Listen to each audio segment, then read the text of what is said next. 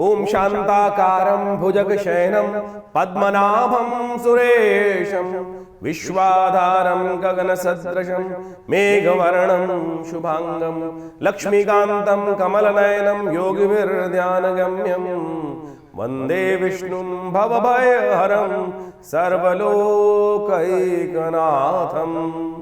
नमस्कार, स्वागत है आपका आचार्य वाणी में। मैं आचार्य डॉक्टर विक्रमादित्य आपके साथ हूँ। आज का विषय हम जो अब बताने जा रहे हैं वो है कर्क राशि वालों के लिए। 2 तारीख का दिन सोमवार का अवसर है। चतुर्दशी तिथि के बाद योग बन रहा है, पूर्णिमा का योग साथ में, दोनों स्थिति साथ में आ रही है और आपकी राशि के दृष्टिकोण से परिवर्तन का योग बनकर बहुत बढ़िया से तैयार है। थोड़ा सा विनम्र होइए, आशीर्वाद लेके काम कीजिए। किस्मत साथ देने के लिए बहुत बढ़िया बैठी है, साथ साथ बहुत बढ़िया तरह से किस्मत साथ देने के तैयार बैठी। अपनी अपनी ना चलाओ। इस वक्त मंगल जो स्थिति में सूर्य के साथ योग जो बना रहा है वो कहीं ना कहीं आपकी राशि में इस प्रकार का योग बना रहा है कि मैं अकेला ही करूंगा सब कुछ, मैं अकेला ही सब कुछ करने को चाहता हूं। बिल्कुल ऐसा ना करें। थोड़ा सा प्यार से, विनम्रता से, बड़ों से सम्मान से बात करने के बाद पैर छूने में क्या जाता है, झुकने में क्या जाता है। अरे वो आशीर्वाद से हाथ ही उठाएगा और हाथ उठा दिया आशीर्वाद का तो आपको सपोर्ट मिल जाएगी। ये बात समझ के कार्य करने का प्रयास करो ना। इस दिन होलिका दहन भी है और साथ में सत्यव्रत भी है। बहुत सारे लोगों के प्रश्न हमारे पास आते हैं कि सत्यव्रत कब करें। 2 तारीख को सत्यव्रत रहेगा फागुन के महीने का, तो सत्यव्रत 2 तारीख को करें क्योंकि इस दिन शाम के समय पूर्णिमा विद्यमान हो जाएगी सूर्यास्त के बाद, तो वो उसी दिन होली जलनी चाहिए शास्त्र के दृष्टिकोण से। लेकिन बात समस्या ये है कि होली के साथ साथ भद्रा का योग बन रहा है, तो भद्रा समाप्ति के बाद ही होली जलनी चाहिए। लेकिन होली अब भद्रा समाप्त होगी सुबह के समय पे, तो ऐसे में भारतीय संस्कृति में कहा जाता है कि होली जो है वो जलती जब है तो आपके सारे कष्ट ले जाती है। जब होलिका जली थी तो प्रहलाद के सारे कष्ट समर्पित हो गए थे भगवान की कृपा से। जी हाँ, तो इस समय होलिका दहन जो है आपकी राशि के दृष्टिकोण से समस्त कष्टों को निवारण करने का योग लेकर आया है। जी हाँ, आप समझ लीजिए। तो ऐसे में कैसे कष्ट निवारण होंगे, छोटे छोटे कुछ रास्ते बताए गए हैं शास्त्र के दृष्टिकोण से। सफ़ेद तिल आपको मिलेंगे, सफ़ेद तिल थोड़े से लेने का प्रयास कीजिए और अपने सिर पे से उनको वार कर ओम नमः शिवाय का जप करते हुए उस होलिका की अग्नि में अर्पित कर दीजिएगा। बिल्कुल सत्य माने, आमतौर पे आपके साथ जो बहुत सारे लोग रहते हैं जिनको हम दोस्त बोलते हैं, मित्र बोलते हैं, वो कहीं ना कहीं आपसे कई बार ईर्ष्या कर रहे होते हैं, नज़र लगाने को तैयार बैठे होते हैं। कहते मीठा बोलते बहुत हैं, अच्छा कहते बहुत हैं, लेकिन अंदर सोच रहे हैं ये कैसे बन गए हैं, ये कैसे हो गए।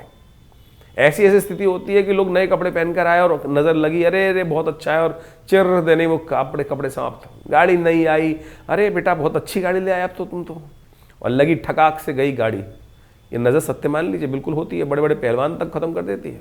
और इसके ऊपर साइंटिफिकली बहुत ज़बरदस्त एक्सपेरिमेंट भी है कि जब नज़र लगती है तो कैसे साइंटिफिकली मॉडर्न साइंस के थ्रू भी इसको प्रूव किया जा सकता है। हमने बहुत दिन पहले कार्यक्रम में कहा था, उस विजन को भी आपके समक्ष रखा था।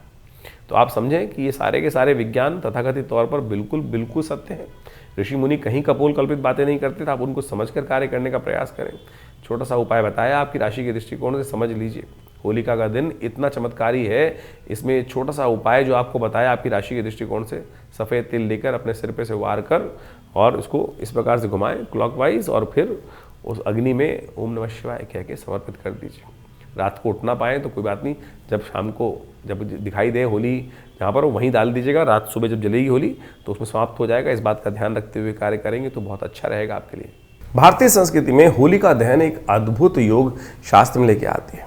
इसका काल बहुत ज़बरदस्त तरीके से शास्त्र में गणित किया जाता है कि कब जलाई जाए होली, क्योंकि होली का एक ऐसा पर्व है कि शास्त्र के दृष्टिकोण से यदि ये होली को हम सही रूप से कर लें तो हमारे लिए ये अद्भुत शुभ योग बना देते हैं, और कहीं इसको अशुभ किया तो बहुत सारे कष्ट जीवन में उत्पन्न करने के योग बना देती है।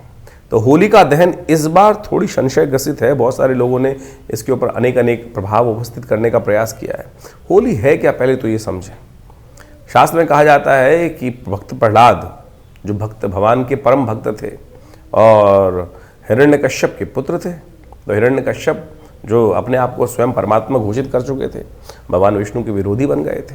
कहा जाता है कि विरोधी परमात्मा तो हमेशा कल्याण का मार्ग ही बताते हैं। तो सोचो उस ऐसे दुष्ट के यहाँ भक्त प्रहलाद पैदा हुए, और प्रहलाद जी ने भगवान की अनन्य श्रद्धा के साथ पूरी बाल्यकाल से ही उनकी सुंदर रूप से साधना करी, और साधना करने के बाद घर में ही पिता का विरोध नहीं था, सद्बुद्धि देने का कार्य था। ये परमात्मा के लिए तो सब परमात्मा की संतान ही है। कई बार कोई बच्चा विमुख हो जाता है तो क्या पिता उससे विमुख हो जाते हैं? उसका उद्धार करना ही कहीं ना कहीं परमात्मा का लक्ष्य है। तो उन्होंने देव कृपा से उन्होंने उनके घर में ही, परमात्मा की कृपा से उनके घर में ही भक्त प्रहलाद उपस्थित हुआ। तो कहा जाता है भक्त प्रहलाद बाल्यकाल से ही भगवान की श्रद्धा करते थे। घटना बहुत बड़ी है और अनेक बार पिता के साथ उनका विवाद भी हुआ। तो ऐसे में कई बार जो महाराज थे हिरण्यकश्यप, उन्होंने कई बार पुत्र को क्रोध में आकर मृत्युदंड देने का प्रयास किया। एक दिन होलिका वहाँ उपस्थित होती है और अनेक का कार्य करने के बावजूद भी परमात्मा की कृपा से वो हर बार बच के आ जाते थे। कहा जाता है होलिका जो थी, उन्होंने अपने पिता भाई के समक्ष जाके कहा कि मुझे अग्नि की साक्षात सिद्धि प्राप्त है, मंत्र सिद्धि प्राप्त है, और यदि मैं इसको लेकर अग्नि में बैठ जाती हूँ मैं तो जलूंगी नहीं, ये जल जाएगा। आप सोचो, इतनी पुरानी आदिकाल शास्त्र में कथा थी और कहा जाता है कि वो चोला पहनकर बैठ गई थी। भगवान की कृपा हुई कि भक्त प्रहलाद बच गए और होलिका जल गई। भगवान की कृपा देखिए सुंदर रूप से करे। आज से कुछ साल पहले बोलते अगर लोग कहे, वैज्ञानिक जो बात करते हैं, बोले कैसे हो सकता है। आज भी बहुत सारे ऐसे सूट्स आते हैं कि उनको पहनने के बाद, आज तो वैज्ञानिक युग पराकाष्ठा में है, तो आप उसमें ऐसे सूट्स बना दिए जाते हैं कि उसके अंदर अग्नि में चले जाते हैं लोग और उससे अंदर इंसुलेशन के प्रभाव से कुछ जलता नहीं है। तो भारतीय संस्कृति में कितनी पुराने काल में भी ऐसा वर्णन किया गया था तो जिससे अग्नि उसको ना जले। तो आप सोचो कि वो कितनी ज़बरदस्त चीज़ें रही होंगी। तो आज ही विज्ञान को कहा जाता है, लेकिन वो जो पुरानी कथाओं के माध्यम से भी ये कहीं ना कहीं विज्ञान की पराकाष्ठा उस वक्त भी प्राप्त थी भारतीय संस्कृति में। तो सुंदर रूप से समझें। तो होलिका तो जल गई और भक्त प्रहलाद भगवान बच गए। और उसके अगले दिन लोगों ने बड़े श्रद्धा से, आनंद से जब देखा कि भक्त प्रहलाद बचे उसके अंदर बैठे हुए हैं, तो वही जो धूल थी, भस्म थी, उसी से दुर्वंडी खेलने की परंपरा बनी। ये तो पूरा इतिहास इस कथा का। लेकिन वास्तविक तौर पे मान के चलें कि इस होलिका दहन का समय है बिल्कुल शास्त्र के दृष्टिकोण से। होलिका की अग्नि किस तरफ जा रही है, धूम्र किस तरफ जा रहा है, इसका प्रभाव भी शास्त्र में पूरी तरह से बताया गया है, तो भी हम आपको बताएंगे। लेकिन होलिका के अंदर इस बार का जो काल गणना है वो ऐसी है कि इस बार जो होलिका जो दहन का योग बन रहा है 2 तारीख को और 3 तारीख को पूर्णिमा है। 3 तारीख को उदया तिथि है, 2 तारीख को पूर्व ग्राह्य मानी जाएगी। 3 तारीख की शाम को ग्रहण पड़ रहा है। तो इस कारण से, और शाम के समय दिल्ली इत्यादि के क्षेत्र में सूर्यास्त होने से पहले पहले पूर्णिमा समाप्त हो गई है। और सूर्यास्त के शाम के समय में जब चंद्रमा उदय होंगे तो चंद्र ग्रहण पड़ रहा होगा। भारत में ये पूरी तरह से दृश्य है। यदि हम उस तरह ऊपर की तरफ चले, असम इत्यादि में तो पूरा ग्रहण दिखाई देगा वहाँ पर। लेकिन दिल्ली इत्यादि में, इलाहाबाद की इधर आते आते, मतलब बनारस के इधर आते आते ये सब जो ग्रहण है वो धीरे धीरे कम होता चला जाएगा। तो इन सब को प्रभाव को समझने के लिए आपको ये समझ लें कि ग्रहण के समय में 2 तारीख को होलिका जलानी पड़ेगी। क्यों? उसमें भद्रा भी पड़ रही है।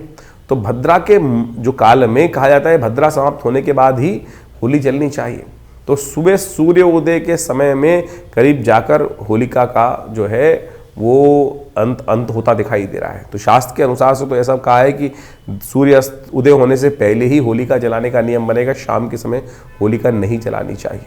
बहुत सारे विद्वानों का ये भी मत है कि भद्रा के पुच्छकाल में, मुख को छोड़कर पुच्छकाल में होली जला सकते हैं। तो सबसे श्रेष्ठ तो है जब भद्रा समाप्त हो जाए उसके बाद ही होली जलानी चाहिए। नहीं तो शास्त्र के अनुसार से कहा गया चतुर्दशी में और प्रतिपदा में होली जलाने से कई प्रकार के अनिष्ट उस क्षेत्र में हो जाते हैं, परिवार में हो जाते हैं, राज्य में होते हैं। तो इस बात का विशेष तौर पर ध्यान रखना चाहिए। पहले तो पूर्ण विधान होता था कि होली कैसे स्थापित की जाएगी, दंडिका नाम की राक्षसी वहाँ पर रहेगी और उसको स्थापित करते हुए समस्त आदि जो क्षेत्र के आदि व्याधियों को दूर करने के लिए ये सब व्यवस्थाएँ बनती थी। तो कोशिश ये करें, शास्त्र के दृष्टिकोण से हमने आपकी राशि के दृष्टिकोण से बताया। जैसे एक बात और समझें, जो हमने पुनः में आपको बता देते हैं कि शास्त्र के दृष्टिकोण से होलिका अपने आप में एक श्रावणी, होलिका को विशेष तौर पे कहा जाता है फाल्गुनी का और साथ श्रावणी। शास्त्र में 2 महत्व कहे गए और दोनों के समय में भद्रा का देखना परम आवश्यक है। और ये जो फाल्गुनी है जिसके अंदर होली जलाई जाती है, ये आपकी समस्त अलाय बलाएं को आपके जीवन से दूर कर देती है, कष्टों से निवृत्त कर देती है, नज़र को दूर कर देती है। और 6 महीने बाद श्रावणी भी आती है। उसी प्रकार से उसमें जनेऊ बदलने का नियम शास्त्र बताया गया है और ये समस्त समाज को अवश्य करने का प्रयास करना चाहिए।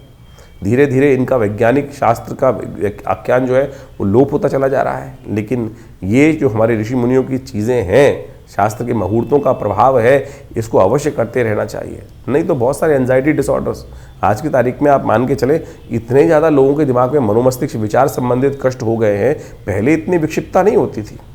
इनमें से बहुत सारे जो हैं, मॉडर्न साइंस ही बोलती है, देयर साइकोसोमेटिक डिसीजेस बहुत सारी जो हैं, और दवाइयों का जो प्रभाव होता है वो तो केवल 10% बीमारियों पर होता है, बाकी जो 90% बीमारियां दे आर साइकोसोमेटिक डिसऑर्डर्स, और वो इन्हीं सब चीज़ों को वो अनडायग्नोज्ड रहती हैं।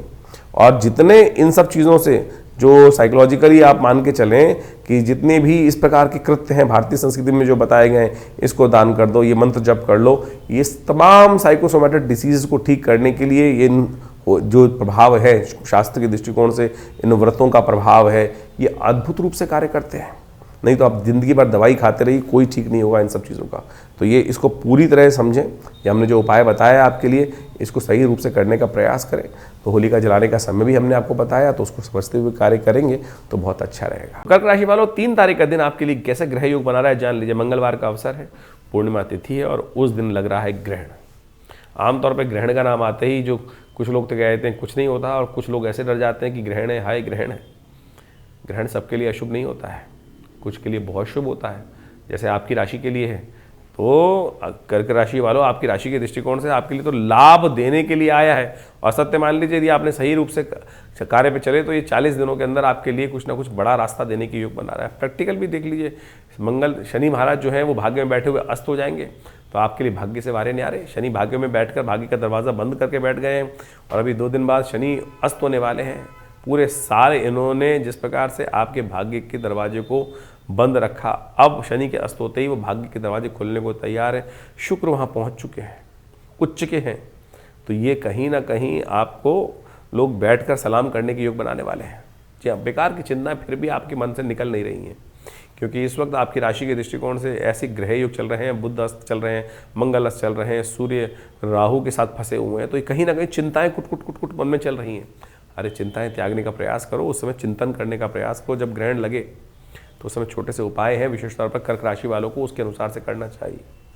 कर्क राशि वालों को थोड़े चावल लेकर दान करने का प्रयास करना चाहिए। चावल का दान आपकी समस्त कष्टों को दूर करने के लिए अद्भुत योग लेकर आ रहा है।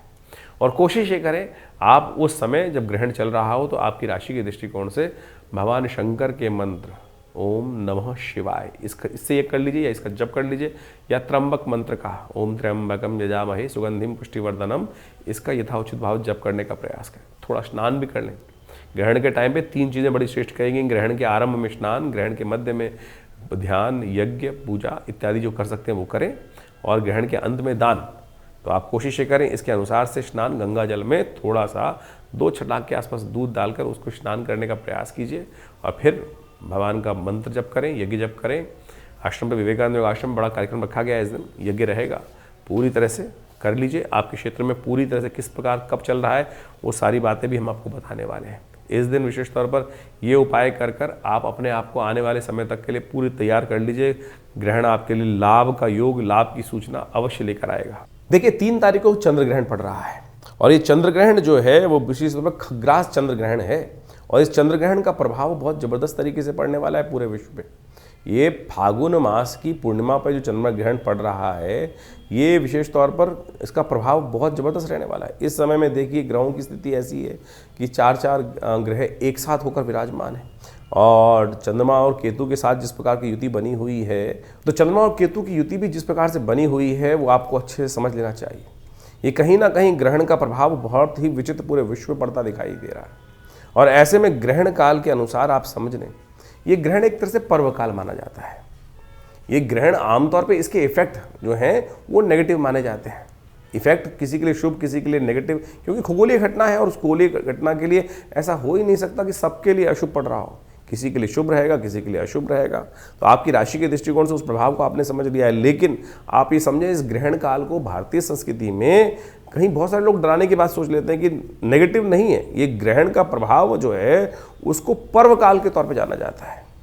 अब ग्रहण जहाँ पड़ रहा होगा, जहाँ दृश्य होगा, वहीं उसका प्रभाव होगा। वैसे ये ग्रहण का जो आरंभ काल है वो विशेष तौर पे समझ लें, चंद्र ग्रहण का आरंभ काल जो हो रहा है वो हो रहा है करीब करीब भारतीय स्टैंडर्ड टाइम के अनुसार से माने दोपहर को 3:20 पर ये ग्रहण लगेगा और ये करीब करीब चलेगा 6:47 तक। अब हर क्षेत्र के अंदर ये अलग अलग समय पर ग्रहण लगता दिखाई दे रहा है। यदि भारत के दृष्टिकोण से यदि हम देखें तो इस ग्रहण का अलग अलग काल है। जैसे दिल्ली के अंदर ये ग्रहण बहुत थोड़ी अवधि के लिए लगता दिखाई दे रहा है। दिल्ली में ये जो ग्रहण लगेगा वो आरंभ होगा करीब करीब, वैसे तो जैसे हमने टाइम बताया आपको 3:20 पे तो भारत में पड़ना शुरू, उससे पहले शुरू हो जाएगा, पृथ्वी पड़ना शुरू हो जाएगा। लेकिन दिल्ली के अंदर जो चंद्र उदय हो रहा है, ग्रस्त उदय हो रहा है चंद्रमा, उसी टाइम से उसका प्रभाव माना जाएगा। यानी 6:23 से आरंभ होकर करीब करीब 6:47 तक रहेगा। टोटल 24 मिनट का ग्रहण दिल्ली में पर्व काल है, ग्रहण का मुख्य काल है। सूतक उससे करीब करीब 10 घंटे पहले लग जाएगा, तो 10 घंटे पहले सूतक ग्रहण से लग जाएगा। तो दिल्ली में जो सूतक आरंभ हुआ चाहता है कि शाम के 6:23 से 10 घंटे पहले, तो यानी 8:23 के आसपास दिल्ली में ये सूतक काल लगता दिखाई देगा। जहाँ दिल्ली, और बहुत सारे लोग ये भ्रांति में फंस जाते हैं कि आकाश में तो लग गया, अरे जहाँ बारिश होगी वहीं उसका प्रभाव होगा। ऐसा नहीं होगा कि बारिश कहीं और हो रही है और उसका प्रभाव हो, अमेरिका में बारिश हो रही है, दिल्ली में उसका प्रभाव नहीं दिखाई देगा। तो ग्रहण जहाँ पड़ रहा है वहीं उसका प्रभाव है। अगर ग्रहण नहीं पड़ रहा है तो वो पर्वकाल नहीं माना जाएगा। बहुत सारे लोगों ने इस बात को भ्रांति उत्पन्न करने के लिए इस बात को, वहीं उसका पुण्य काल है, क्योंकि कहा जाता है कि इन संधि कालों में जो कुछ हम कर्म करते हैं उसका कई गुना अधिक। जैसे हम मंत्र जप करते हैं, मंत्र जप करने के समय में शास्त्र में कहा गया है कि जितना मंत्र जप करोगे उसका उतना प्रभाव होगा। लेकिन यदि संधि कालों में, इन ग्रहण इत्यादि कालों में जब उस मंत्र जप करें तो 100 गुना अधिक प्रभाव उस मंत्र जप का, उस पुण्य कार्य का हो जाता है। तो पर्व काल, इसीलिए इसको पर्व कहा गया कि साधना का काल है।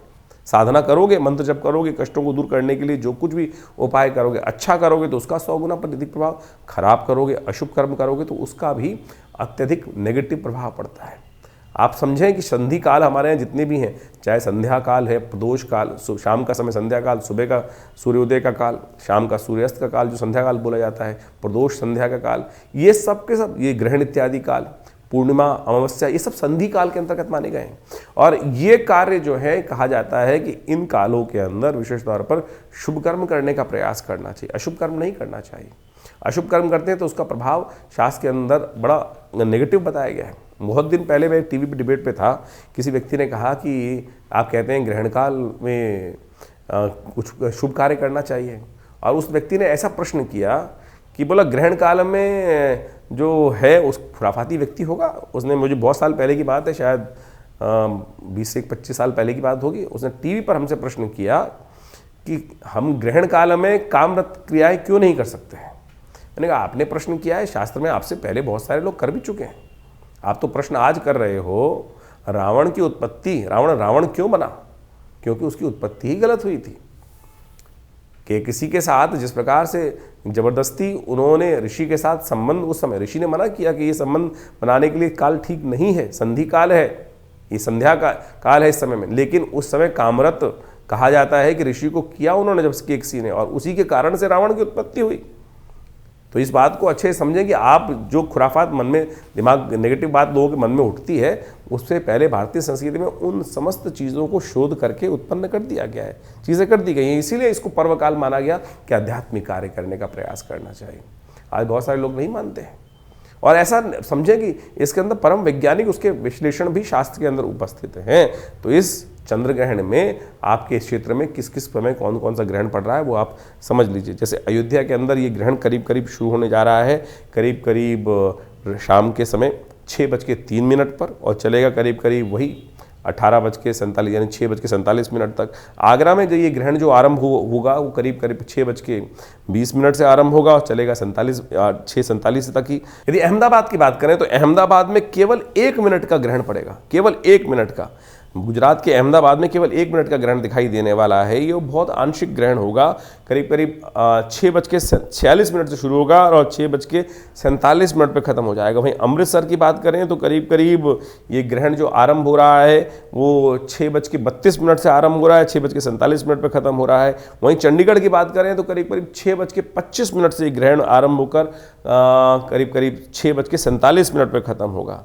चेन्नई के अंदर यानी उधर साउथ के अंदर बात करें तो करीब 6:18 से ग्रहण आरंभ होकर 6:47 तक रहेगा।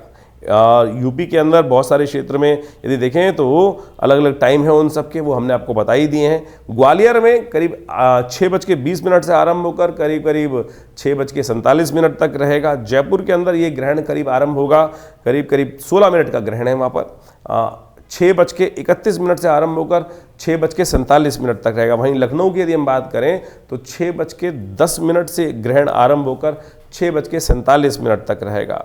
तो इस प्रकार से आपके क्षेत्रों में विभिन्न समय जगहों पर ये ग्रहण का काल कैसा है, किस समय रहने वाला है, इसको समझ सकते हैं आप। उसके अनुसार से कार्य करने का प्रयास कीजिए। और इस ग्रहण काल में जैसा हमारे यहाँ कहा गया है, गर्भधारी जो स्त्रियां हैं, जिनको गर्भ है, उनको बड़ा सावधान रहना चाहिए। ग्रहण की छाया नहीं पड़नी चाहिए। ग्रहण की छाया पड़ने से अंगभंग की शिकायत, बहुत सारी प्रकार की शारीरिक तौर पर विकृति की शिकायत हो जाती है। तो ऐसे में कहा जाता है कि उस ग्रहण काल की छाया से दूर रहना चाहिए। किसी जो ओट वाली जगह है वहीं रहना चाहिए, बाहर भ्रमण नहीं करना चाहिए। तो इससे कहीं ना कहीं शास्त्र के दृष्टिकोण से बहुत सारे लोग हैं बोले नहीं प्रभाव पड़ता है, तो आप शास्त्र की आज्ञा को मानने का प्रयास करेंगे तो अच्छा रहेगा। आपके बुजुर्गों ने, आपके अनुभवी ऋषि मुनियों ने उस पर बहुत शोध करके इस बातों को उपस्थित किया है कि बहुत सारे लोग ऐसे हो जाते हैं और ऐसी घटनाएं बहुत घटती हैं। ग्रहण के काल में सो जाते हैं बहुत सारे लोग, और कई बार हमने देखा कि कई लोग जो मतान्ध हैं इस प्रकार की बात करते हैं, कुछ नहीं सब सो। और जब शरीर में बालक के जो संतति उत्पन्न गर्भ में है उस पर नेगेटिव प्रभाव पड़ता है, फिर कोई मानने को तैयार नहीं होता है। हमने बहुत सारे, एक नहीं, प्रैक्टिकल शोध करके देखा है। ऐसे बहुत सारे केसेस हैं जिनको हमने स्वयं देखा, ऐसा प्रभाव हुआ है, और वो ग्रहण काल के कारण ही, छाया के कारण ही, नेगेटिव समय के कारण से उसका प्रभाव पड़ता है। तो कोशिश ये करें आप इस समय में, ग्रहण के काल में कहा जाता है कि ग्रहण के आरंभ, जब ग्रहण आरंभ हो तब उस समय स्नान कर लेना चाहिए। ग्रहण के आरंभ में आप देखें समस्त तीर्थ स्थलों पर स्नान इत्यादि की परंपरा रहती है। और ग्रहण काल में मंत्र जप, जितने भी आपके मंत्र हैं, कहा जाता है कि ग्रहण काल में यदि मंत्र जप ना किया जाए तो जो आपके सिद्ध मंत्र हैं वो भी सो जाते हैं, और उसके बाद फिर दोबारा आपको उन मंत्रों को जागृत करने के लिए पूरी विधि, जैसे आपने किसी मंत्र को, गुरु से दीक्षित मंत्र है आपका, और उस ग्रहण काल में उस मंत्र को मानसिक तौर पे आपने जप नहीं किया तो वो खत्म हो जाएगा, उसका पूरा प्रभाव ही शून्य हो जाएगा। तो इसलिए कहा जाता है ग्रहण काल में उन मंत्रों को रिचार्ज कर लेना चाहिए, पुनः जागृत कर लेना चाहिए। मानसिक तौर पे यदि कुछ देर उसका जप कर लो, हवन कर लो, तो उसका कई गुना अधिक प्रभाव तो हुआ ही होगा, लेकिन वो मंत्र आपके साथ सानिध्य बनाए रखेगा। और उसके बाद ग्रहण के अंत काल में, ग्रहण जब समाप्त होने वाला हो, तो दान के लिए निकाली गई चीज़ें जितनी भी होती हैं, चाहे किसी का वस्त्र है, किसी का अन्न है, किसी का कुछ चीज़ है, सूखी चीज़ों का दान करने का महत्व है। बहुत सारे लोग दूध को दान कर देते हैं, वो नहीं किया था। तो इस बात को समझें, तो इस बात का ध्यान रखें कि सूखी चीज़ें सबसे श्रेष्ठ ग्रहण काल में दान करने की व्यवस्था है। अन्न का दान, दक्षिणा का दान, पैसे का दान, ये सब चीज़ें करने का शास्त्र में नियम है। तो निकाल कर, अब ग्रहण काल में कोई दक्षिणा आपसे नहीं ले रहा है, ये ध्यान रखें कि उस पर भी तो प्रभाव पड़ेगा उसका, तो निकाल के रख दीजिए पैसे, और ग्रहण काल के बाद उन चीज़ों को दान कर दीजिए श्रेष्ठ किसी व्यक्ति को, तो बहुत अच्छा रहेगा। इस ग्रहण काल में आप इस कार्य को करने का प्रयास करें। इस ग्रहण का प्रभाव ज्योतिषीय दृष्टिकोण से थोड़ा सा आने वाले करीब करीब 40 दिन तो 45 दिनों तक इसका प्रभाव पूरे विश्व में होता दिखाई दे रहा है। एक तो रौद्र नाम का जो संवत आरंभ हो रहा है, 6 तिथि को आरंभ हो रहा है, उसके कारण से पूरे संसार में कई प्रकार की समस्याएं उत्पन्न होने के योग बनेंगे। भारत में विशेष तौर पर जिस ग्रहण का प्रभाव जो पड़ रहा है उसके काल से जो है वैमनस्य कहीं ना कहीं समाज के अंदर फैलता दिखाई देगा। और यदि आर्य संहिता को, जिसको बृहद संहिता को हम उठा के देखें, बृहद संहिता को, आर्यभट्ट के द्वारा लिखी गई बृहद संहिता को, तो उसमें लिखा है कि फागुन मास में जब भी चंद्र ग्रहण पड़ता है तो उसके अनुसार से ग्रहण के मध्य क्षेत्र में, जहाँ ग्रहण का, जैसे भारत का जिन जिन ग्रहण में पड़ रहा है वहाँ के मध्य क्षेत्र में, और साथ साथ उसके पूर्वी भाग के अंदर विशेष तौर पर वहाँ पर ज़्यादा उपद्रव और ज़्यादा अशांति का वातावरण बनता दिखाई देगा। उनके चारों तरफ भारत की जो स्थितियाँ हैं वो कहीं ना कहीं विकट होने की स्थिति बनती दिखाई दे रही है। अस्थिरता का वातावरण बनता दिखाई देगा, दुर्घटनाओं का वातावरण, वैमनस्य का वातावरण, क्योंकि इस बार संवत भी बहुत अच्छा नहीं कहा जा सकता है, तो पूरे विश्व में कहीं ना कहीं कोलाहल ज़्यादा रहते हुए दिखाई दे रहे हैं। और इस ग्रहण का प्रभाव तो बहुत लंबे क्षेत्र में पड़ रहा है। तो आप कोशिश करें इस समय में जो उपाय बताए गए हैं उनको अवश्य करने का प्रयास करें, जिससे आपके जीवन में उसके कष्ट ना हो। 3 तारीख को ग्रहण पड़ रहा है, और 3 तारीख को ग्रहण के समय में हमने विवेकानंद योगाश्रम में सर्व कष्ट निवारण यज्ञ रखा है। जी हाँ, देखिए इस समय चंद्रमा जो हैं वो ग्रहण का युग बना रहे हैं, मंगल अस्त अवस्था में है, राहु के सूर्य के साथ फंस गए हैं, बुध भी अस्त अवस्था में है और सूर्य राहु की युति चल रही है। तो ये कहीं ना कहीं बड़े विचित्र ग्रहों का दौर चल रहा है। बहुत सारे ग्रहण का प्रभाव है, किसी के लिए अच्छा किसी के लिए खराब, लेकिन समस्त कष्टों को निवारण करने के लिए ग्रहण एक पर्वकाल होता है। और दिल्ली में ये ग्रहण बहुत थोड़ी देर के लिए पड़ रहा है, कुछ देर के लिए पड़ रहा है, करीब करीब आप मान के चलें ये 37 मिनट का जो ग्रहण है, उस समय में हमने विवेकानंद योगाश्रम में एक विशेष यज्ञ रखा है, सर्व कष्ट निवारण यज्ञ। ग्रहण के काल में सर्व कष्ट निवारण यज्ञ, मंगलवार के दिन ग्रहण पड़ रहा है, तो समस्त नवग्रहों की शांति और साथ साथ बहुत सारे विभिन्न मंत्रों का इसमें जप रहेगा, यज्ञ रहेगा और साथ साथ ग्रहण काल के बाद सुंदरकांड का पाठ भी रहेगा। तो आप सब इस कार्यक्रम में भाग ले सकते हैं। अपने स्थान को आरक्षित करने के लिए तुरंत हमारे नंबर्स पे फ़ोन करके अपना स्थान आरक्षित कर लीजिए, क्योंकि ये एक सर्व कष्ट निवारण यज्ञ है। फिर 6 महीने बाद करीब कोई ग्रहण पड़ने का योग बनेगा। तो इसमें क्योंकि रुद्र नाम का संवत भी आरंभ हो रहा है, तो उससे पहले ये मौका है कि हम समस्त आनंद से अपने कष्टों को जीवन के दूर करने के लिए भगवान का नाम जितना हो सके वो लेने का प्रयास करें। कष्ट निवृत्त होगा तो कष्ट से दूर करने का योग, जीवन में आनंद का योग बहुत सुंदर तरीके से बनेगा। कर्क राशि वालों के लिए 4 तारीख का दिन होली का दिन है और होली की बहुत बहुत आपको शुभकामना। बुधवार के दिन होली पड़ रही है। चैत्र की प्रतिपदा जो है, जो कृष्ण पक्ष की है, उस दिन होली मनाई जाती है। और ये धुलैंडी आपकी राशि के दृष्टिकोण से आपके लिए कहीं ना कहीं बड़ी शुभ सूचना भी ग्रह के अनुसार से लेकर आती दिखाई दे रही है। पराक्रम का बल कहीं ना कहीं बढ़ेगा और जिस होली में स्नान करके मित्रता को बढ़ाकर आप बहुत सारी चीज़ों को लाभ की तरफ अग्रसित होते दिखाई दे रहे हो। आपकी राशि के दृष्टिकोण से आने वाले कुछ समय के लिए बहुत सुंदर तरह से भविष्यवाणी ग्रह करते दिखाई दे रहे हैं। बस सहायता चाहिए इस समय, पार्टनर चाहिए, सहयोगी चाहिए। आमतौर पर सहयोगी कौन होता है? सहयोगी वो होता है जो आपके साथ चले। लेकिन संसार में तो पता नहीं कौन सहयोगी है कौन सहयोगी नहीं। आज सहयोगी है और कल आपका दुश्मनी बनकर बैठा हो। तो ऐसे सहयोगी हम बनाने की तरफ जाते हैं। कोशिश करो सहयोगी बनाओ उस इष्ट को, परमात्मा को, भगवान को। होली खेलो उस परमात्मा के साथ। आप पता नहीं कौन कौन से दोस्तों के साथ होली खेलते हो।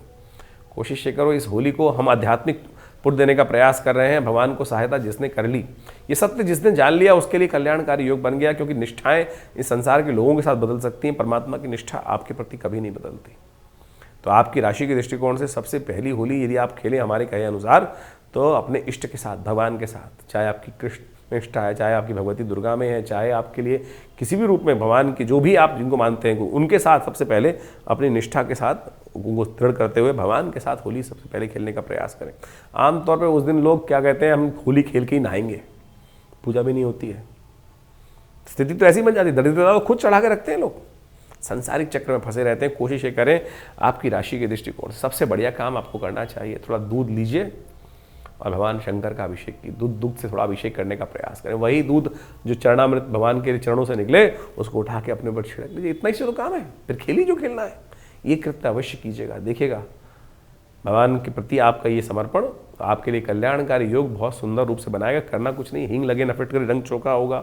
शास्त्र के दृष्टिकोण से परिवर्तन का योग बनेगा। शुक्र इस दिन परिवर्तन कर रहे हैं, शनि के नक्षत्र में प्रवेश कर रहे हैं और ये आपके भाग्य को जगाने के लिए बहुत जबरदस्त तरीके से स्थिति में परिवर्तन करने का योग बना रहे हैं। तो बड़ा सुंदर योग आपकी राशि में इस वक्त ग्रहों ने बनाकर तैयार कर दिया है।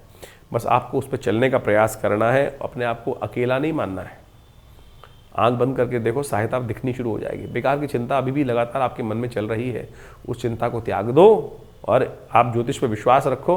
ग्रह आपकी सपोर्ट करने को तैयार है। शनि अस्त होने जा रहे हैं बस, और वो आपके बड़े कल्याणकारी रहेंगे। चैत्र मास की प्रतिपदा, कृष्ण पक्ष की प्रतिपदा के दिन होली मनाई जाती है, खेलने वाली होली, रंग जिसको कहा जाता है। आज रंग है, तो वास्तविक तौर पर इस दिन होली रंग के रूप में मनाई जाती है। कारण क्या था? भक्त प्रहलाद बच गए थे, होलिका जल गई थी। जो ये असंभव कार्य हुआ, सोचो, उस होलिका को सिद्धि थी कि अग्नि में उसको जला नहीं सकता, लेकिन जा पर कृपा राम की हुई ता पर कृपा करें सब कोई। सोचें, भगवान की कृपा से असंभव भी संभव हो गया। वहाँ पर होलिका जल गई और उसकी अग्नि के बीच में जो प्रहलाद भक्त बैठे हुए थे वो बाल भी मां का ना हुआ। परमात्मा की कृपा, भगवान पर श्रद्धा, इतनी जबरदस्त तरीके की श्रद्धा कैसे उत्पन्न हो, वही उससे हर्षोल्लास से लोगों ने होली मनाई। जब होली जलाई जाती है उसके अगले दिन आमतौर पर ये पर्व मनाया जाता है। तो इस बार होली की थोड़ी सी द्वंद्वात्मक स्थिति की, क्योंकि ग्रहण भी पड़ रहा था और साथ में तो एक दिन बीच में गैप करने के बाद, एक दिन का बीच में अवकाश के बाद होली को जलाने की व्यवस्था बनाई गई है। उसी धूल से लोगों ने होली खेली थी।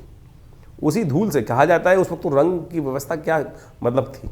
आमतौर पे जब इतना लोगों ने देखा कि एक असंभव संभव हो गया, तो उसी भस्म से, और सबसे श्रेष्ठ जो है वो यज्ञ की भस्म ही है, वो होली का यज्ञ ही था, क्योंकि मंत्र सिद्धि थी होलिका को। मंत्र जप करते हुए उस अग्नि के अंदर वो विराजमान हो गई थी, तो अग्नि कैसे भक्त पर, भगवान के भक्त को जला सकती थी।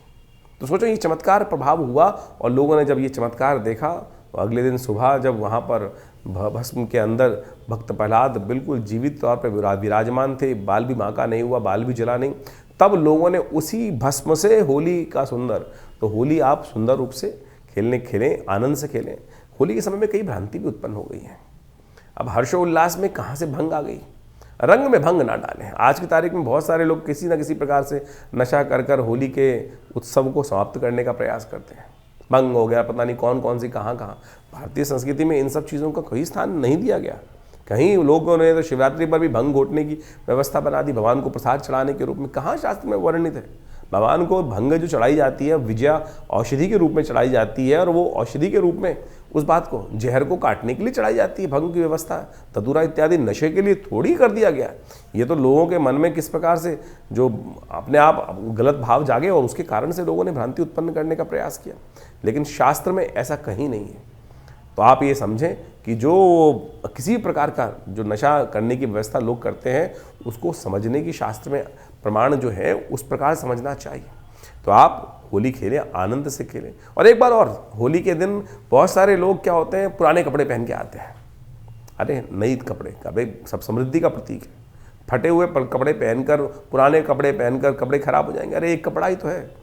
आनंद भाव से होली का दिन, आनंद भाव से जो वस्त्र है वो धारण करें, आनंद से होली खेलें। और ये जो लोगों कई बार दुश्मनी निकालने की बात करते हैं कि सामने वाले को रगड़ना है जी, ये करना है, वो करना है। अरे आनंद से, प्रेम का समर्पण करते हुए, जो आत्मा का परमात्मा से मिलन के रूप में होली का उत्सव शास्त्र बनाया जाता है। पुराने ज़माने में तो टेसू के फूल जो थे वो पानी में डालकर, आज भी वृंदावन में उसी प्रकार से किया जाता है कि टेसू के फूलों को पानी में डालने के बाद उसका रंग जो छोड़ देते हैं, तो वो विशेष तौर पर होली खेलने की व्यवस्था बनाई जाती है।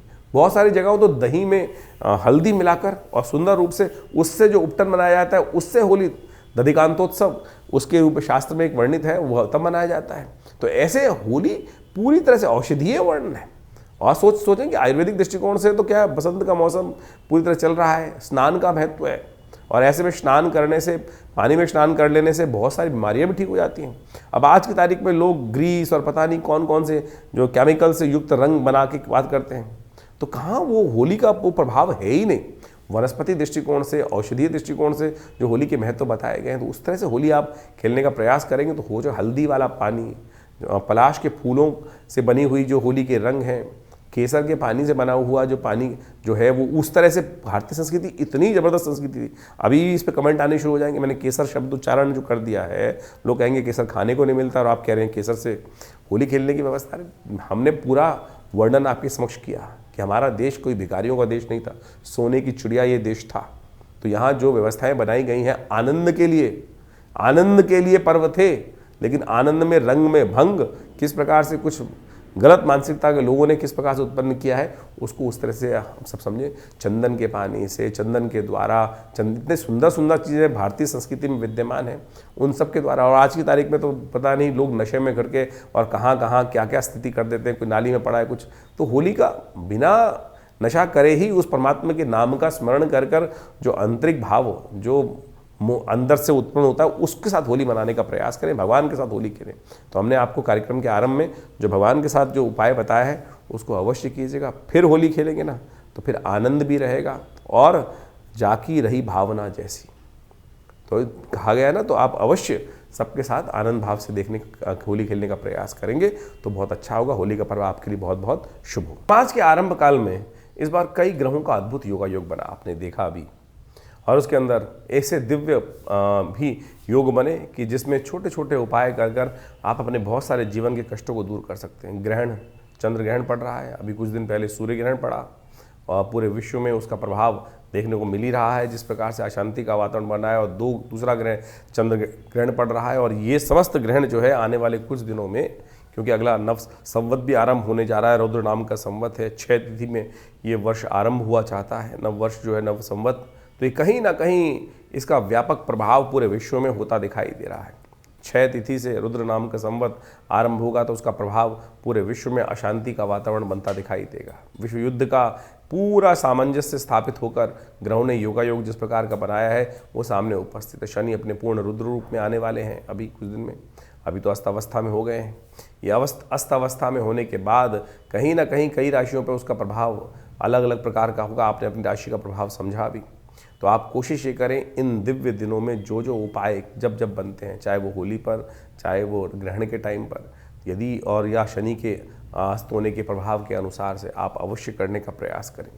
भारतीय संस्कृति में इन समस्त गणनाओं को समझने का बहुत सुंदर जो कृत्य किया गया है, जिसके द्वारा ज्योतिष विज्ञान के माध्यम से इन ग्रह गणनाओं, काल गणनाओं को समझने का रास्ता बनाया गया है। ये वास्तविक तौर पर माने ये जीवन में चमत्कार उपस्थित करता है। ग्रह गणना योग ज्योतिष के अनुसार से एक ऐसी चीज़ है कि जिसको देश काल परिस्थिति के अनुसार से आप समझेंगे तो आपके जीवन में क्या कुछ अशुभ होने वाला है, शुभ होने वाला है, उसका पूर्व ज्ञात आपको प्राप्त हो जाता है। तो कोशिश ये करें इन समस्त गणनाओं का प्रभाव अपने जीवन में, देखिए बड़े भाग्य मानुष तन भाव, इस भाव को ध्यान रखें। बड़े भाग्य से मानुष तन प्राप्त होता है और इसमें इन सब वैज्ञानिक पद्धतियों का जो ज्योतिष विज्ञान के अनुसार से या काल गणना के अनुसार से ज्योतिष के हमारे प्राचीन आचार्य ऋषि मुनियों ने उनकी सबकी व्यवस्था भारतीय संस्कृति में उपस्थित करी। पूरे विश्व में उसको समझकर उसके लिए लाभ लिया और संसार में उसका लाभ आज भी पहुंचता है। तो कोशिश ये करें। विडंबनाओं में तो इस संसार में अनेक प्रकार से लोग डालने का प्रयास करते हैं। ये समय जो है आज बहुत सारे लोग पाश्चात्य संस्कृति में या कुछ कम्युनिस्ट टाइप के लोग इस प्रकार के मनोमस्तिष्क पे जो है द्वंद्व उत्पन्न करने का प्रयास करते हैं। इन सबका कोई प्रभाव नहीं है। देखिए संस्कृति का जो एक किसी के व्यक्ति का भाग्योदय काल है, किसी संस्कृति का भाग्योदय काल है, किसी का क्षय काल है, तो ये संसार में सभी चलता रहता है। और इस बात से बहुत सारे लोग आज जिनका समय अच्छा चल रहा होता है कई बार उदासीन भाव के हो जाते हैं। अरे कुछ नहीं होता सब। ज्योतिष काल गणना एक ऐसी परिष्कृत पद्धति है जिसकी गणनाएं आज भी किसी मॉडर्न कंप्यूटर के बराबर ही आपको प्राप्त होती हैं और अनादिकाल से उस व्यवस्था को समझाने की बात शास्त्र में बताई गई है, समझी गई है। कैसे कब ग्रहण पड़ने वाला है, कब ग्रहों का परिवर्तन होने वाला है, कब वो ग्रह आकाश से लोप हो जाएगा, कब वो दिखाई देगा, कब वो नहीं दिखाई देगा। आज तो लोग कह देते हैं कि ऋषियों ने केवल देखकर, आकाश में देखकर, आकाश मंडल में देखकर, इन नेत्र मात्रों से ही अनुभव के माध्यम से प्रत्यक्ष देखने के बाद किया। अरे आज देख लो भाई। आज की तारीख में भी कुछ दिन पहले एक टीवी डिबेट पे बहुत सारे लोग बैठे हुए थे हमारे साथ। उनमें से कुछ तो ऐसे बहरूपिये थे कि कार्यक्रम शुरू होने से पहले टीवी पे बैठने के लिए अपनी अंगूठियाँ तक उतार के आ जाते हैं और टीवी पर बैठकर लगातार अनर्गल प्रलाप करने का प्रयास करते हैं, लोगों को भ्रांति उत्पन्न करने का प्रयास करते हैं। तो आप कोशिश ये करें, हमारे अपने पूर्वज ज्योतिष विज्ञान के जो भी कार्य उन्होंने किए हैं, हमारे पूर्वजों ने, वो हमारे कल्याण के लिए किए हैं। और इन सब प्रभावों को समझें और ज्योतिष विज्ञान के माध्यम से जो हम आपके समक्ष ये उपाय उपस्थित करते हैं, ये छोटे छोटे हैं लेकिन शास्त्र वर्णित हैं और इनको हिंग लगे ना फिट के रंग चोखा हो, ऐसा हमारा प्रयास है कि आपके जीवन में समस्त कष्ट दूर होने के योग बने। और पौराणिक ज्योतिष के अनुसार से हम इन समस्त वैदिक ज्योतिष में, पुराणिक ज्योतिष के अंतर्गत बहुत सारे जो उपाय शास्त्र में बताए गए हैं, कथाओं के माध्यम से ही बताए गए हैं, उन चीज़ों की टेस्टिमनीज बताई गई हैं, वो हम आपके समक्ष उपस्थित कर रहे हैं, बताया है। और उन ग्रंथों का नाम तक हम आपके समक्ष बताते हैं कि कहाँ किस प्रकार का वर्णन वो उपस्थित है। कोशिश ये करें उनको अपने जीवन में उतारें। हाँ, आपके मन में कोई प्रश्न चल रहा हो तो चिंता ना करें, ये हमारा जो व्यवस्था है आपके लिए अपनी है। आप फ़ोन नंबर्स पे अपने प्रश्नों को लिख के भेजें, व्हाट्सएप के माध्यम से भेजेंगे तो हम जरूर उनके जवाब भी जल्दी से जल्दी आप तक भेजने का प्रयास करेंगे। हाँ, थोड़ा देर जरूर लग सकती है उसमें, बहुत सारे लोगों के प्रश्न आ रहे होते हैं और उन प्रश्नों के माध्यम से हम जल्दी से जल्दी उनके उपाय आप तक भेजने का प्रयास करते हैं। और जो लोग मिलना चाहते हैं वो आश्रम पे आ सकते हैं। समय समय पर बहुत सारे कार्यक्रम आश्रम पे चलते ही हैं और उन सब कार्यक्रम में आकर आप आश्रम पे पधारिए। दिल्ली में विवेकानंद योगाश्रम में आपके बहुत सारे प्रश्नों का निदान भी होगा और साथ साथ माँ भगवती की कृपा से, जो भगवती का श्री विग्रह आश्रम पे विराजमान है, उनकी कृपा से आपके कष्ट भी दूर होंगे। धन्यवाद, नमस्कार।